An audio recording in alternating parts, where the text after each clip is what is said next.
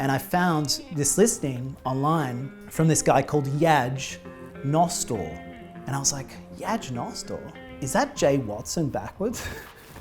I'm Nick from Deep Sea Arcade, and I'm here to talk about the re-release of Outlands on November 29th through Impress Records. And we're here at Happy Studios.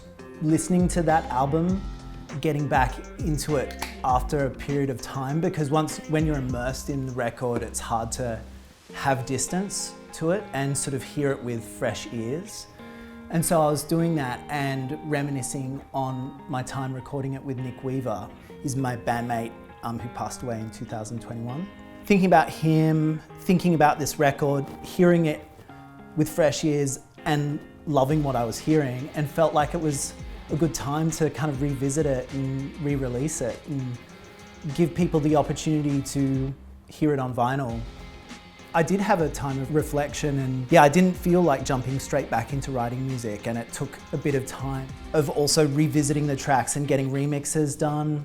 Working with Lord Fascinator on that remix of Girls was really, really a fun experience too, because he kind of reworked it and brought his own thing to the table. And I've talked to a lot of other artists, and other artists have approached me and sort of said, hey, we could do a spin on this. And so we've done stuff with Barely Passable, with Raindrop, Fascinator obviously, and there's a couple of others in the mix as well.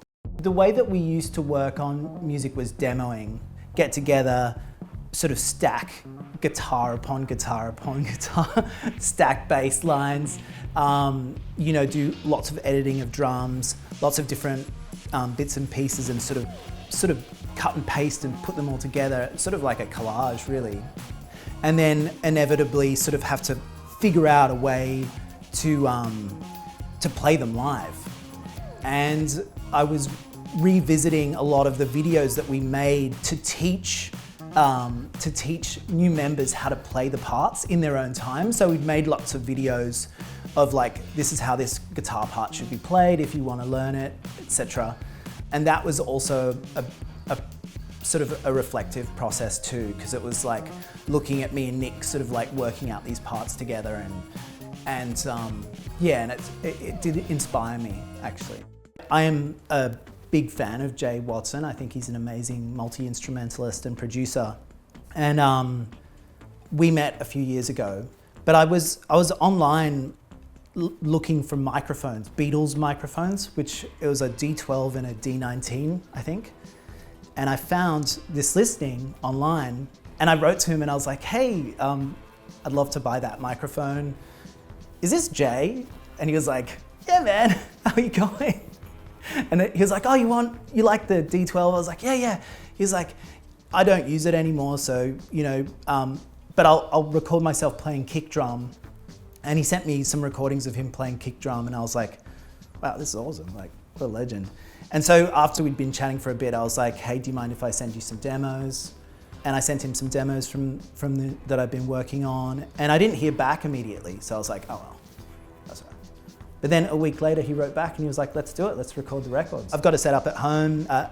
Jay's got a kind of more advanced setup over in Western Australia. The process of recording remotely is really great because there isn't this time constraint that you worry about hiring a studio. There isn't a kind of a pressure to do something quickly, although Jay is an incredibly fast worker.